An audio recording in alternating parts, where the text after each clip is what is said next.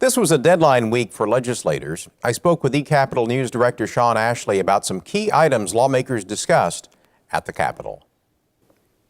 Sean, a bill has advanced out of committee concerning consolidation of the Historical Society and the Oklahoma Arts Council. Tell us about that. Yes, under this proposal, which cleared the General Government Committee on Thursday, those two entities would be placed in the Department of Tourism.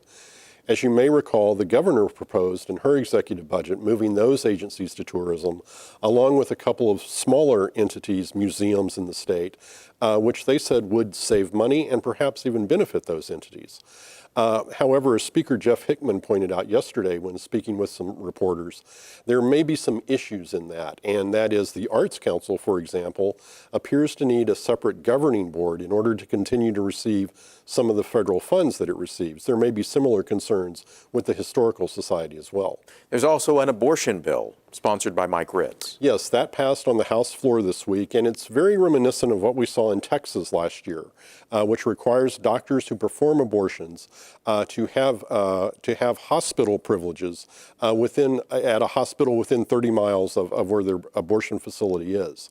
What we saw in Texas is where there are more abortion facilities was that law was struck down because those requirements were difficult, if not impossible in some instances, to meet.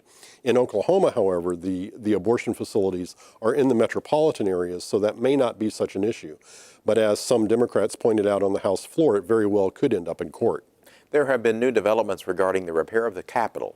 That's right. A little-known panel, the Long-Range Capital Planning Commission, which is responsible for overseeing state facilities, voted on Thursday to support a bond issue of up to $160 million for state capitol repairs. Now, this commission was remade a year ago as they began looking at repairing the state capitol and other state buildings, and it's taking a more active role in that process. And they voted unanimously on Thursday to support a bond issue.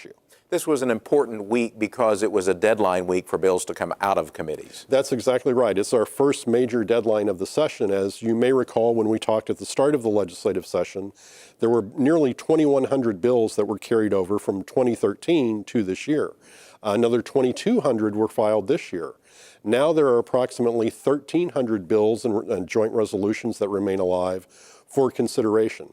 By the end of the legislation, usually that number is whittled down very, very far. About 400 end up on the governor's desk. So we're getting a little closer to the end of the session in May. Sean Ashley, News Director from eCapitol. Thank you. You're very welcome.